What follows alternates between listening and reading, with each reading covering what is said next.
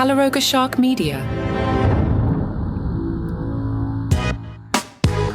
Hello, I'm Johnny Mac with your daily comedy news. Some good stuff from late night last week. Seth Meyers said a state lawmaker in Kentucky recently introduced a new bill that make it legal for a person to have sex with a first cousin, while Alabama is making it mandatory. That's good. Fallon, a lawmaker in Kentucky, same setup, but later said it was a mistake, which can only mean one thing. His cousin broke it off. Kevin Hart kind of sort of stuck up for Dave Chappelle. He told The Independent, "We're just in a time now where the microscope is significantly pointed in the direction of the comic and what the comic is saying, but you have the option of just not watching someone you don't find funny or entertaining. There's something extremely simple that people are forgetting." As for himself, he says, "I don't feel like everyone should love me. I don't feel like everybody should think I'm funny. It's perfectly fine." Atlanta Black Star, no joke, lately, you're home for comedy news. They've been following the Club Shay Shay podcast, which seems to be the hotspot for debating Cat Williams. Country Wayne is the latest comic to appear on Club Shay Shay. Atlanta Black Star tells us that Country Wayne dragged Faison Love for his alleged hate for other comedians. On an interview with DJ Vlad last October, Love dissed Wayne. He was asked if he had seen Wayne's Netflix special, Country Wayne, A Woman's Prayer.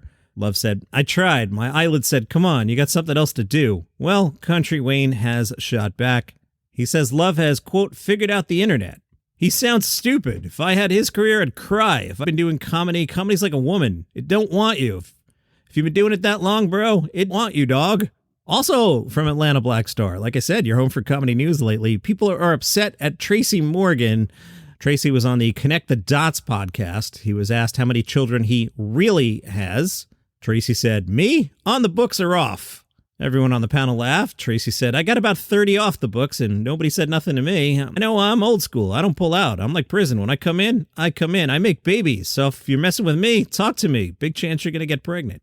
And he said, "I got Walmart money. We're good." Well, one person on social media said, "This is not even funny, creating multiple single-parent homes and then you all sit here and throw insults at children who don't have fathers. As if a child is in control of not having a dad, but you got men out here doing this on purpose." A couple people responded, "Y'all can't take a joke. Relax, people. He's a comedian." Amy Schumer's Life Beth back for season 2, February 16th. That's good news for this podcast because that means Amy will be doing press, and it means the Amy haters will be shooting at Amy, and makes a nice circle of things because Amy doesn't let it roll off her back the way, say, Kevin Hart does. She shoots back, and then I get like 5 days of content out of this. I'm looking forward to Amy Schumer doing press again. Good stuff for the pod. In season 2, Beth and John begin to find their relationship growing more serious while Beth begins to examine the possibilities of marriage and having a family as she and John seek answers for their communications problems. The show teases itself, asking 2 questions. Is Beth's traumatic history with men and people she trusted from her youth destined to repeat itself? And what is triggering her fears? Beth does her best to keep her relationships alive while struggling to support friends and family who are all facing their own problems while entering their 4th decade. Bill Burr has been working on the drums. Apparently he's pretty good. There was recently a show at Avalon. It began with comedy sets from Dean Del Rey and Bill Burr. Then it was followed by 2 hours of Bon Scott-era AC/DC tunes. Wow. So not even like most of the AC/DC that most people know. Bon Scott era. The band, Scott Ian from Anthrax, Dave Lombardo from Slayer, John Freese from Foo Fighters, Larry Ladon from Primus, Mike Inez from Alice in Chains, Steve Gorman from the Black Crowes, Jay Buchanan and Scott Holiday from Rival Sons, and Billy Rowe Buckcherry, and Bill Burr jumped on the drums. Pretty cool. Bob Marley spoke to the Rutland Herald. He says his show is inspired by his actual family as an endless supply of material. He says, "I just write stuff down. When I first started, I used to hide behind the material. I'd need a bit that was bulletproof funny to the point where almost anybody could get up and do it and read it and they would get a laugh. But now I'm to the point where my act would be hard to steal because if you read it on paper, you'd be like, what is this? It doesn't make any sense at all. You need the characters and the voices. So that muscle really developed. He keeps notes on every show, and that determines the upcoming shows. It always has the cast of characters, but it's not the same show. He says, it's my style. It'd be like saying, I saw Bill Burr again, and he's still angry. Well, that's his act. Marley says, years ago, comedians would travel around, do the same set for years. And when I was living in LA, I'd come back to New England to do shows a lot, and I had to change my act all the time. So I developed that muscle. Now I change the show every 4 months. Marley says for up-and-comers, the most important thing in stand-up, it's not the jokes, it's what's in between. It's the connective tissue. You need that Novocaine so they don't even know that you're switching topics. Sketchfest is off today. We'll pick up on that tomorrow. Gardenandgun.com is a website. You know, I didn't even poke around it. I just found this article about Leanne Morgan, but now I'm curious what else is on Garden and Gun. Let's see. The main article is The Enduring Magic of the Angel Oak.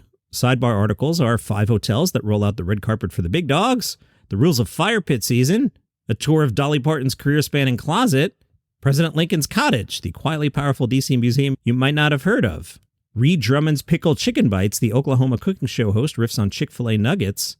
This website's pretty cool and a lot less guns than I was expecting. Oh, here we go. Sporting Life section. 12 international sporting lodges and a bird dog trailblazer. Hunting's not my thing, but it looks like a cool website and magazine, all right? Anyway, they spoke to Leanne Morgan. I like Leanne, but I feel like she's giving the same interview over and over. Every interview seems to ask her about finding stardom in her 50s, and then she tells the same story. I'm not dissing her. I just feel like the interviewers need to ask her some different questions. She tells the story about selling jewelry for Mary Kay, and she'd slip a big case, and then she'd start talking about breastfeeding and hemorrhoids, and people would laugh. As for developing a routine, she says, I feel like I've got natural timing, but it's just storytelling. I'll be running down the road or doing a load of wash, and something will come to me, and I'll think, oh, that's funny.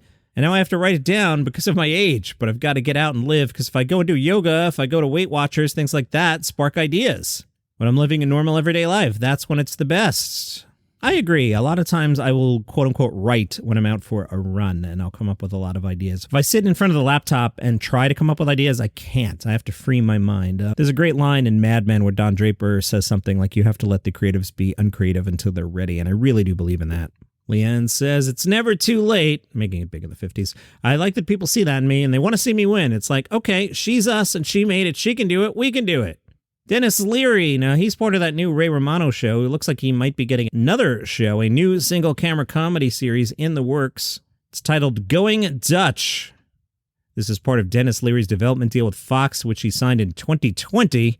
I wonder if some executive inherited that and is like, why do we have this deal? In Going Dutch, a decorated hard-ass colonel is tasked with running the least important U.S. Army base in the world, located in the tulip-hugging, wine-chugging Netherlands. Now, I'm 54. How old is Dennis Leary? 66. So he's playing a 66-year-old colonel. Dennis could play a little younger, but this seems stretchy. And let me know if it ever actually happens. Apple TV has not renewed Schmigadoon, so that's bad news for Mac Packer Keegan-Michael Key. Although he gets plenty of work, he'll be okay. Creator Cinco Paul went on Instagram and said, I am sad to share that Apple will not be moving forward with Season 3 of Schmigadoon. The season is written, including 25 new songs, but fortunately, we won't be making it. Such is life. That's your comedy news for today. Follow the show for free on Apple Podcasts, Spotify, YouTube, wherever you get your shows. You can use the Fountain app. Throw some sats my way. If you want to support the show, you can buymeacoffee.com/daily comedy news. And always support my advertisers. That goes a long way, my friends. See you tomorrow.